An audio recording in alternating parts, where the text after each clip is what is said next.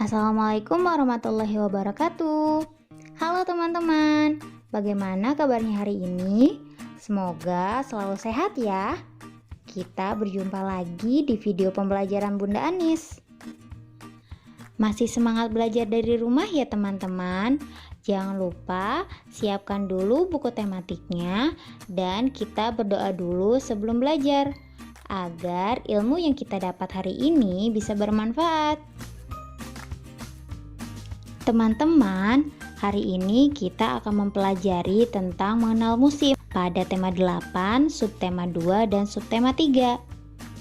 Yuk kita simak dulu tujuan pembelajarannya ya. Tujuan pembelajarannya yaitu teman-teman dapat mengenal musim kemarau dan musim hujan. Nah teman-teman, ternyata di Indonesia memiliki dua musim. Ada musim kemarau dan musim hujan. Yuk kita cari tahu apa sih ciri-ciri musim kemarau. Di musim kemarau, matahari bersinar sangat terang dan langit berwarna cerah.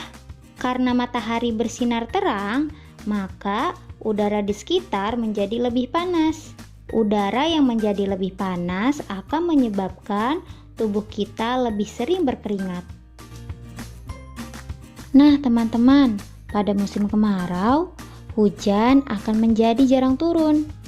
Oleh karena itu, persediaan air akan menjadi terbatas. Maka, kita harus menghemat penggunaan air. Sekarang, mari kita lihat aturan menghemat air. Yang pertama, setelah digunakan, keran air ditutup rapat. Yang kedua, mematikan keran saat menyabun cucian. Yang ketiga, kita juga bisa menyiram tanaman menggunakan air bekas cucian beras. Ada berbagai macam kegiatan di musim kemarau. Yang pertama, bermain layangan bersama teman. Yang kedua, teman-teman bisa bermain di pantai bersama keluarga. Dan yang ketiga, teman-teman bisa bermain sepak bola. Sekarang, mari kita lihat ciri-ciri musim hujan. Pada musim hujan, sudah pasti hujan akan turun terus-menerus. Langit pada musim hujan akan sering terlihat mendung. Udara saat musim hujan juga akan menjadi lebih dingin. Nah, ada beberapa benda yang perlu kita siapkan saat musim hujan datang. Yang pertama adalah jaket. Yang kedua yaitu payung. Yang ketiga ada jas hujan. Dan selanjutnya ada sepatu boot. Nah teman-teman, itu dia tadi pembelajaran kita hari ini.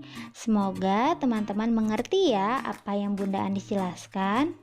Sekarang teman-teman seperti biasa mengerjakan tugas yang ada di halaman 107.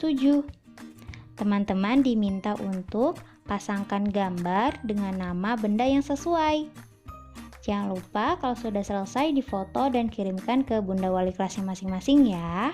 Terima kasih ya teman-teman sudah menyimak video pembelajaran Bunda Anis hari ini. Jangan lupa setelah belajar, teman-teman mengucapkan hamdalah. Alhamdulillahirobbil alamin. Tetap semangat belajar dari rumah ya teman-teman, dan patuhi protokol kesehatan, yaitu 3M, memakai masker, mencuci tangan, dan menjaga jarak. Semoga teman-teman sehat selalu ya. Cukup sekian pembelajaran Bunda Anis.